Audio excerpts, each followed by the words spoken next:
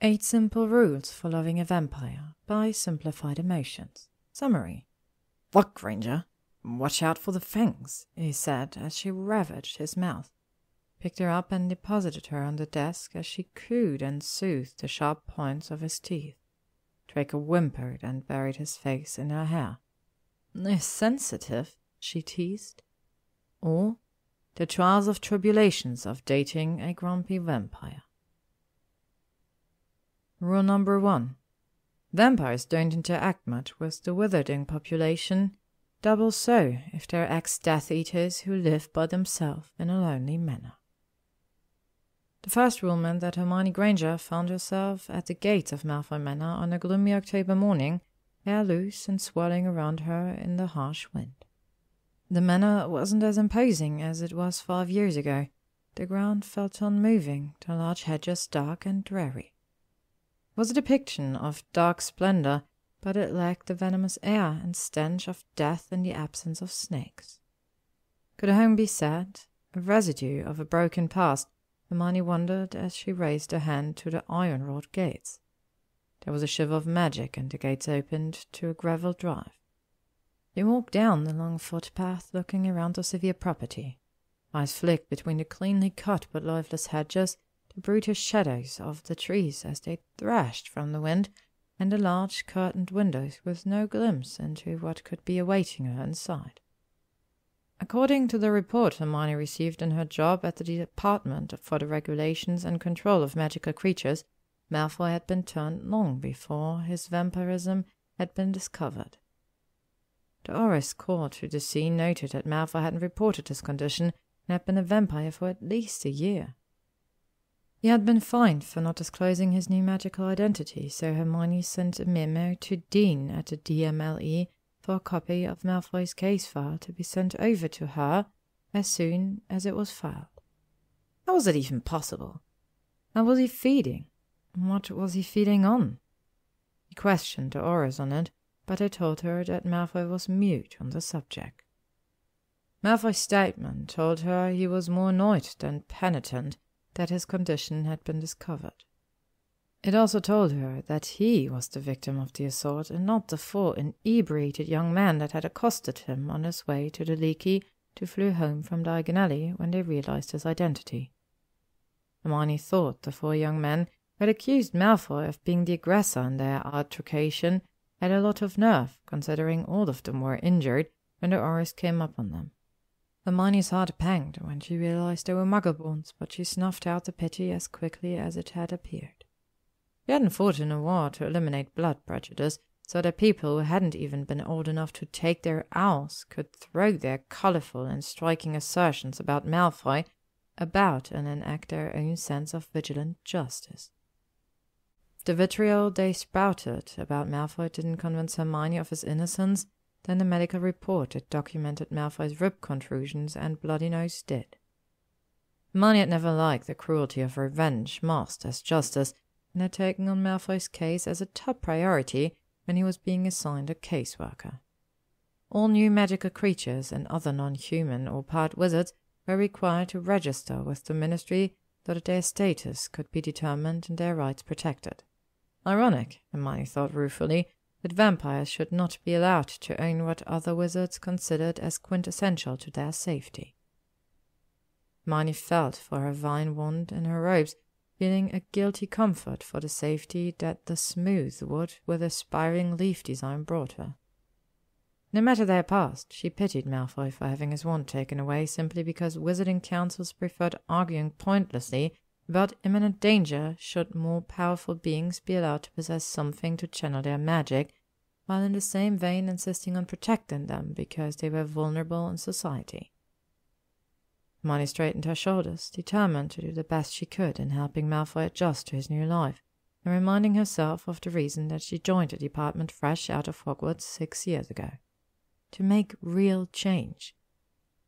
She lifted the large ebony knocker, 2 snakes with silver-beaded eyes encircling each other, and let it fall after 3 short raps against a thick black door.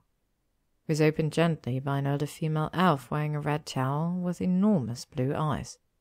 They widened further in recognition as the elf looked Hermione up and down. Miss Granger, the elf said excitedly. my name is Wimley. Master Draco's in the library if you'll follow me. She smiled at the elf and bent her knee to shake her hand. Hi, Wimley. It's very nice to meet you. Wimley's ears folded in shyly. If you follow Wimley, miss. Wimley led Hermione down the corridors, dark and grey to match the cold exterior. Apparently Malfoy was enthusiastic about being a vampire, judging by the barely lit sconces on the wall and the almost arctic temperature. How did Wimley not freeze? Hermione bundled her jacket closer to herself, teeth slightly chattering as she inwardly cursed not wearing her large wool scarf today. Everything was cast in shadow, making it somewhat difficult for Hermione to see, and she tried and failed to not shiver as she passed by a familiar drawing room. There seemed to be a static thrum of magic coming from inside, but Hermione couldn't discern what it was. A quiet cough from Wimley told Hermione that she had stopped walking. She realized that she was staring stock still at double-sided dark mahogany doors. She thought there was something cruel about the way opulence could mask horror. Intricate designs on a beautiful set of doors could show magnificence, immaculate marble floors that showed how well off a family was, and a luxurious rug that matched the furniture. The beautiful rug that Hermione's blood soaked into as it travelled from where her body lay prone. As jagged letters were cut into her skin, and a beautiful dark mahogany grandfather clock that she remembered watching dazedly as she almost passed out from the searing pain. Felt her hand twitch to her left arm where a sad scar was, but refrained and continued walking beside Wimley. The small elf gave her a strained smile, which Hermione returned tightly. The young master spends most of his time in the library, Wimley said in an obvious effort to dissipate the awkward mood. Other times he's in his potions lab, but you're most likely finding him here when you visit again.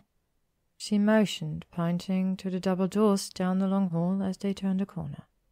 Hermione smiled at the cheery elf, so sharply contrasted against the bleakness of the manor, colour peeking out of a black hole. Thank you, Wimley. They arrived at what Hermione assumed was the library. Magnificent double doors, similar in colours to the other ones they passed, but different in design. The Malfoy family crest was carved in the middle, 2 dragons swirling around the curved M lettering. Wimley opened the doors wide and popped away with a nervous goodbye, leaving Hermione alone in the dark corridor and peering into an even darker room. Hermione felt like there was at least some chance of her stepping through and dropping into a never-ending abyss. Down the rabbit hole, she thought as she took a heavy step inside, casting Illuminus with her wand. She was greeted with more books than she could ever dream of. It was a maze, all the different shelves making various paths like a labyrinth of words. Walking further into the room, Hermione aimed her wand over the high, vaulted ceilings and the tall, extensive bookshelves, cataloguing everything with greedy eyes. She'd never seen so many books in one place in her entire life, but they weren't the only things capable of seducing her. There were display cases at the end of each aisle, filled with different items, and from the dim light she could see some sort of old dagger glinting off the glass of one of them. There were several tapestries and portraits on the walls depicting different scenes, the rainforest's large canopy of trees moving back and forth as heavy rain beat down on them, dark green dragons swooping over a large fairy-tale castle, and a more simple portrait, unmoving, of a family having a picnic together, 2 males with white blonde hair, and a female with a warmer hue of blonde and sparkling blue eyes as she looked down warmly at her son. Hermione turned her attention back to the books, surveying the space in the same way she did when she first saw the library at Hogwarts. She felt a slight pang of nostalgia at the thought of the old library and the smell of old books and parchment, even missing the irritating tapping of Pince's wand against her hand when Hermione would stay too long.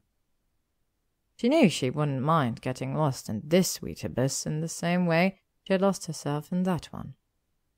"You still have that look in your eye," came a deep voice from somewhere behind her. Hermione startled and swerved her wand in the direction of his voice. She couldn't see anything. What look is that? She asked tentatively, narrowing her eyes to try and see better in the dark. Flicker and several candles in the room lit, bathing the high shelves in warm light, and from the shadow he emerged.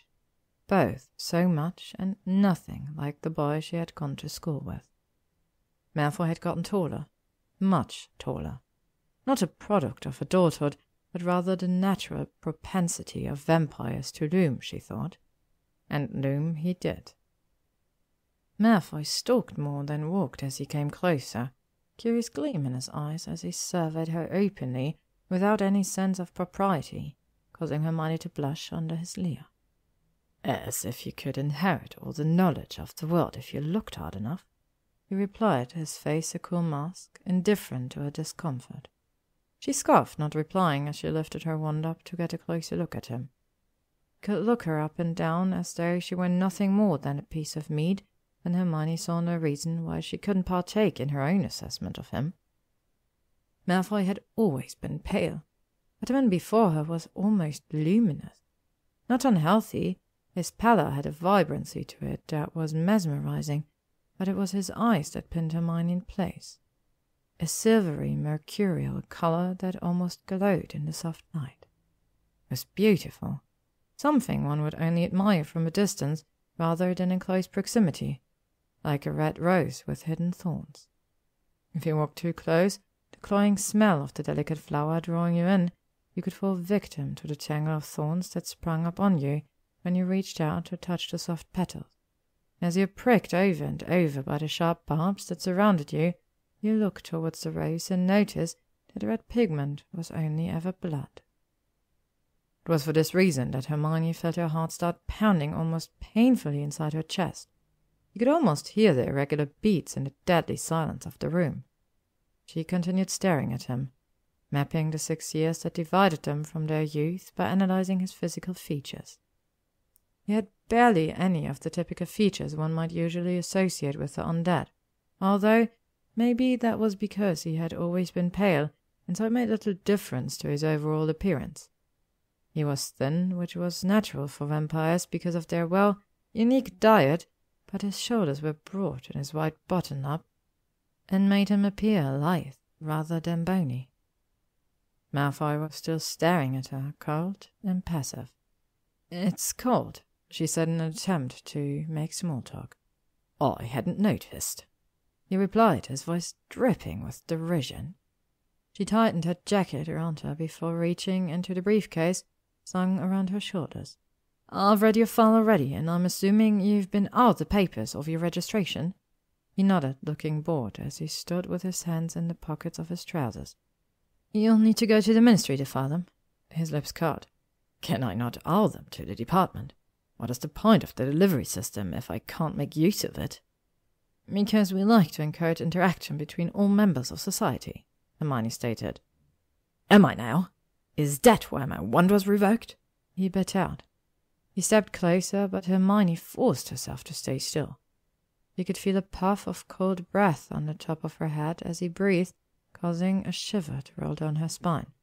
"I don't agree with the wand ban, if that means anything," she said, straightening her stance so she could stand taller, which admittedly wasn't much. "It doesn't," he said, tone caustic as his eyes searched hers in suspicion, examining what Hermione wasn't sure, but his eerie probing caused her to take a defensive stance. "Well, it's not like you have much to do around here. It shouldn't be so out of your way to come by," she said icily, then winced. He chuckled. "Touché. Malfoy. Tell me, Granger, how is working a low-level job in your little department treating you?" "Touché indeed." "I happen to like my job very much, thank you," she stated primly. He arched a dark brow at her, lips quirking in amusement, before turning around and sitting in an armchair by the fireplace. Unlit, which Hermione thought was an important detail considering she was quite literally shaking from the cold. He must have noted her vibrating in the middle of his room because he rolled his eyes and pointed his hands towards the fireplace, wondrously starting a fire. Impressed, she moved towards the alluring warmth. "Wondrous magic." He bared his teeth. "The noose needn't be so tight, wouldn't you agree?" "The noose shouldn't be an option," Hermione said. Shame you're not the one making the rules, Granger, he quipped. Now, if I must come to the ministry to officially register, why have you come here? She cleared her throat, thankful for the more cordial air in the room after Malfoy must have concluded that whatever assessment of danger he thought Hermione might bring upon his pure-blood sensibilities was low, and she sat down on the opposite armchair, thankfully close to the fire, and dug into her bag. I am your ministry caseworker, she started, pulling out a pen and paper pad. As per my job description, I will visit you once a week to see how you're adjusting.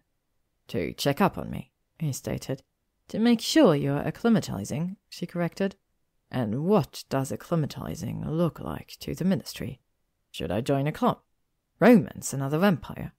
How's the dating scene among the undead, do you think? Hermione rolled her eyes. You're not undead, you're part human. And actually, there's a society.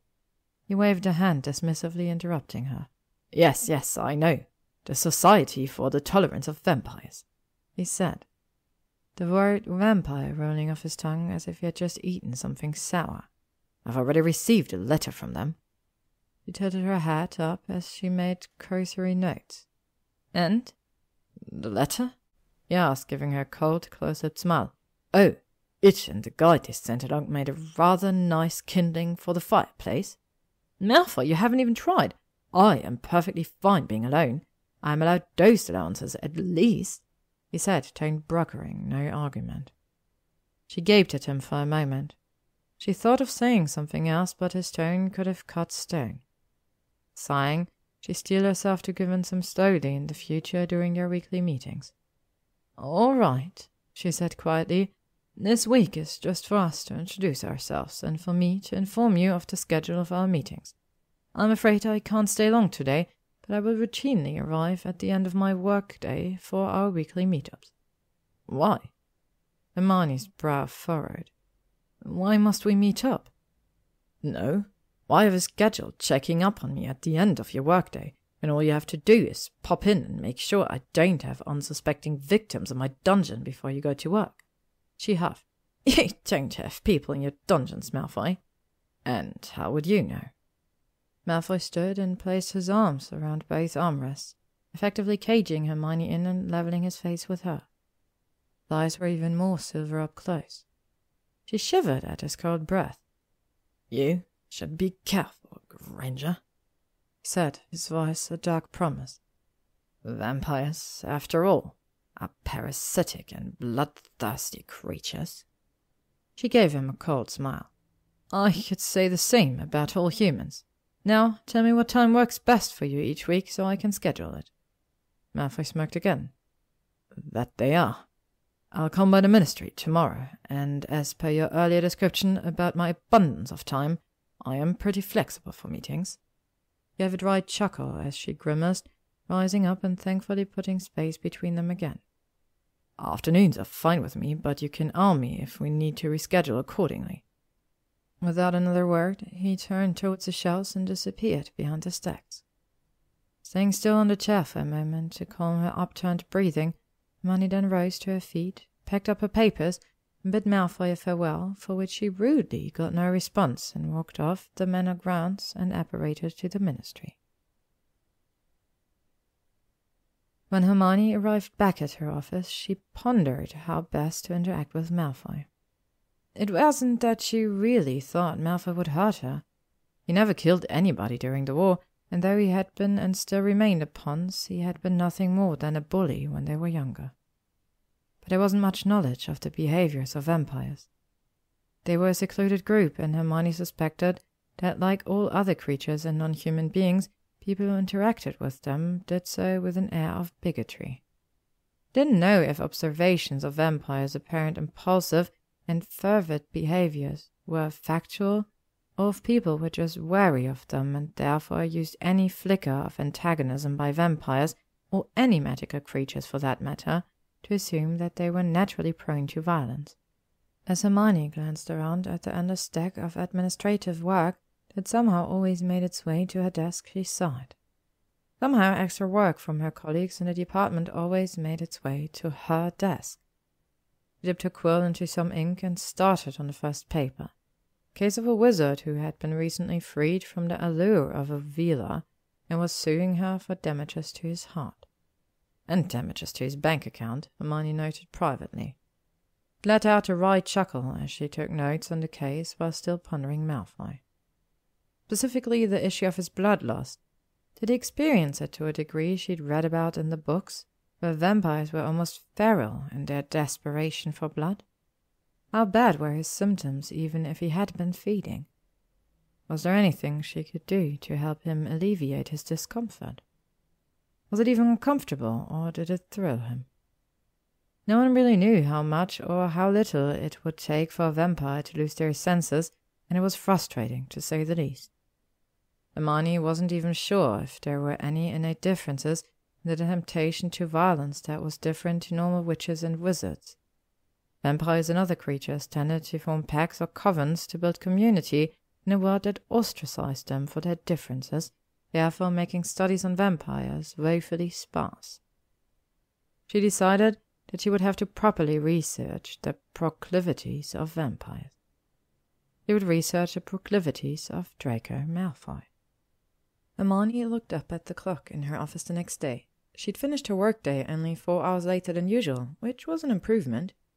Sighing tiredly, she waved her wand, and her continually rising piles of papers were neatly stacked on the side of her desk. She picked up her coat and bag and exited her office. Looked around the empty cubicles. Everyone, even the fresh-washed interns, had left for the day. "You really do love your job," came a drawling voice from near the main doors. He refrained from jumping, only just, and turned around to see Malfoy leaning against the wall at the entry to the department. "What are you doing here? It's way past work hours," Hermione said, breathing somewhat heavily as she tried to calm her startled nerve. "I could say the same to you, Granger," he replied. He looked up at him gingerly, but said nothing. Pressed off the wall, reaching into his dark robes and taking out a piece of paper. "I need a signature from my caseworker before I'm granted Weedly blood packets by the Ministry, care of St. Mungo's." He was wearing a large black coat that made his shoulders broader. He more or less towered over her as he approached. Hermione's eyes widened, and she frowned, remembering the time. "Malfoy, how long have you been waiting here? My office has my name on the door. Why didn't you just knock?" she asked. He shrugged. "I was curious to see how much you overwork yourself, and like you said yesterday, I have nowhere to go, so I thought I'd conduct a study and observation." What an irritating man. The hands twitched where she had them balled into fists. "You are ridiculous, Malfoy. Is all the other paperwork complete?" "Yes." "Give it here, then." The light shut off by magic at a certain point of the day, usually at the end when employees not named Hermione Granger and the janitors of the Ministry went home, so she lit a nearby lamp at one of the desks as she motioned Malfoy forward. Dimly, she was aware that he was standing more than a respectable distance away from her and the desk after he handed her the parchment. "I don't bite. You can come closer," Hermione said. "No, I think that's my job," Malfoy said dryly. Hermione blushed. "Oh my God, I didn't mean—" "Yes, I know, Granger." He moved towards her, and from a closer distance she realized he was even taller than she thought he was. "I was only joking." "I was too," she defended. He bared his teeth at her in a sardonic grin. "Clearly." She looked down again, and for all the cold in the room, it was the spot of his sharp fangs that caused a shiver to roll down her spine. "Right." She fiddled through the papers to make sure everything was in order before taking a quill off someone's desk and signing her name at the bottom. "You're all set. I think there would be less waiting time if you went to St. Mungo's first thing in the morning than now, so the blood samples you should have received from the front desk should be fine for today. Honestly, I don't know how you've survived this long without any blood." "Who's to say I have?" She looked up at him sharply. "What, did someone offer to feed you? It's not illegal exactly, but unless it's from a consistent source, I think that blood packets are optimal. They've been injected with extra minerals, so you won't need feeding every single day." He hummed. "You would be surprised how many women would offer their blood for it." He paused. "Potential aphrodisiac effects." Hermione blushed and looked away. I didn't know there were any, she said shyly, face flushing. Something to do with where the blood travels as it leaves the bloodstream is my guess. I see, she said nervously, feeling her cheeks heat. It's really interesting research. You do love to learn, Granger, he said darkly. She looked up at him and found that he was intentionally trying to roil her. From a distance, she replied coolly. He chuckled. To answer your second point, yes, I got all of that in the guide you slipped inside the book I had on my table. He said the words with such derision that Hermione couldn't help but smile. I enjoyed the story of Sisyphus as well. His lips twitched. A man punished by the gods by rolling a rock up a hill for eternity. Well, he was punished for his hubris, Hermione answered. Why didn't they just kill him?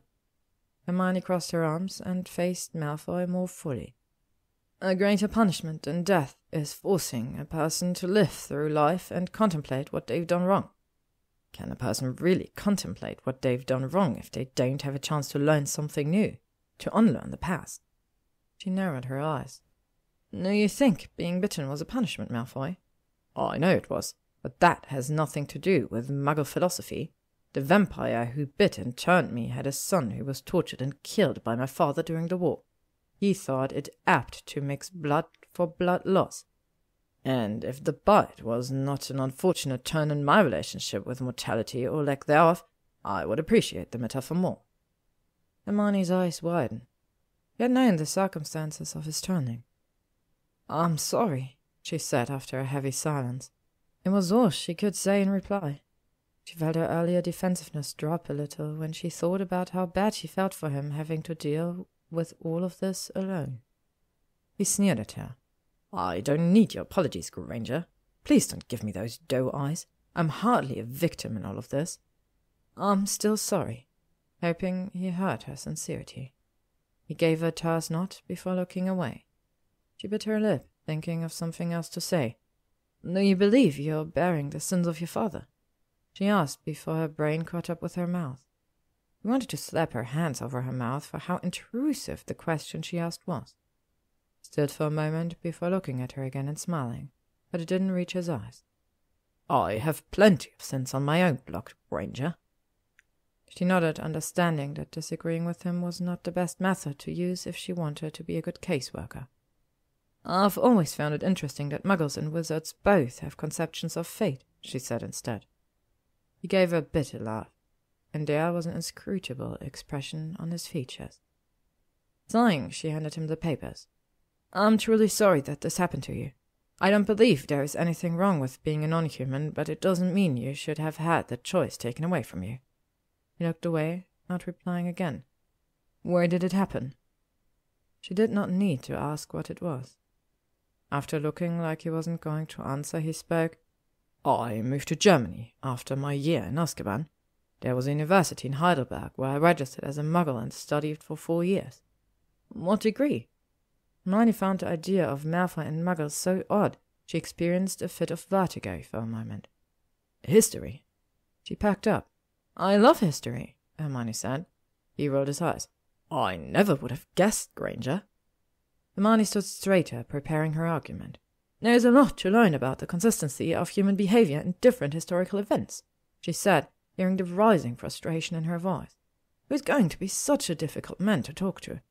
I always wished that we could have learned about the similarities of the Muggle and Wizarding world more discernibly in Muggle studies back at Hogwarts. A moment of silence. We're all the same underneath, it seems, he said, his voice barely a breath. When Hermione looked up, Malfoy had a pensive look on his face.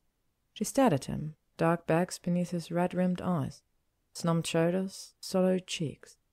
He looked tired. Suddenly determined, Hermione grabbed a bottle of drying powder and tipped it over the wet ink.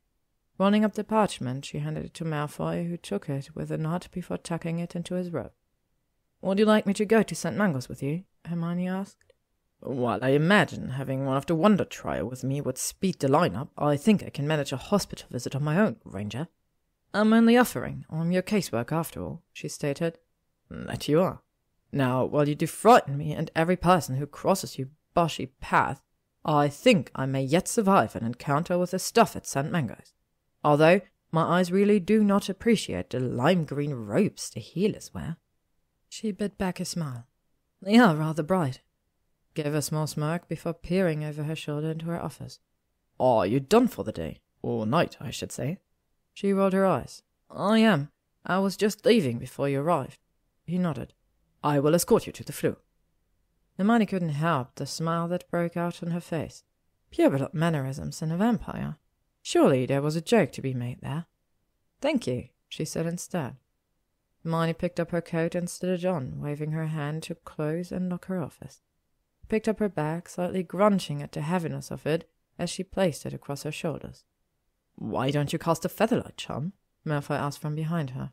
She barely stopped a shudder going down her spine, wondering how long it would take for her to become used to his silent movement. "I'm practicing putting some weight on my shoulder," she said. "Why?" Hermione winced at the memory.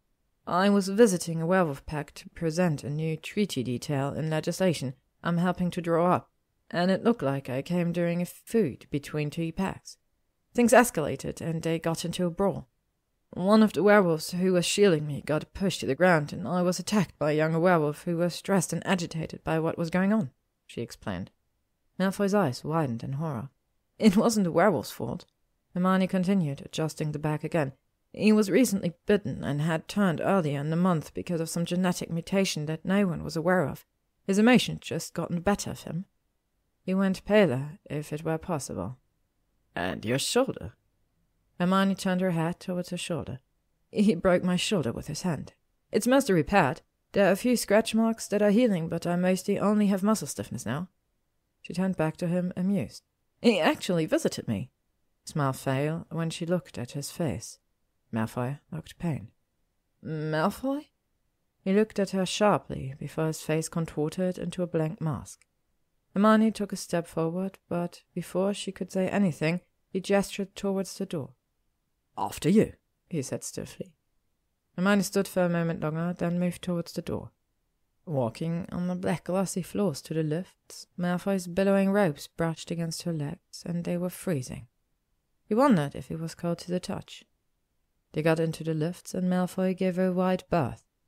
It had to have been one of the most awkward silences she had ever experienced. She was thinking of something to say about Malfoy's change in mood, but every time she opened her mouth, she felt words close up in her throat. Once they exited into the atrium, she felt him stiffen on her right. She looked up and saw his eyes dart around the open and empty space before visibly relaxing. He moved forward ahead of her, and they stopped at two sides of the flue network. "Granger?" He nodded before he stepped in. "Malfoy, wait," Hermione said. He inclined his head back, waiting. She bit her lip again, and she noticed him track the movement. "Yes?" He said the first thing that came to mind, hoping he understood her sincerity. "Claws are still nails underneath. It's the choices you make that define you, not what others try to force it to mean." And with that, she stepped into the flue, not looking at Malfoy's reaction as she disappeared in the green flame. To be continued. Thank you for listening to 8 Simple Rules for Loving a Vampire by Simplified Emotions. If you would like to stay up to date on upcoming chapters and stories, you can follow me on YouTube, AO3, or Spotify.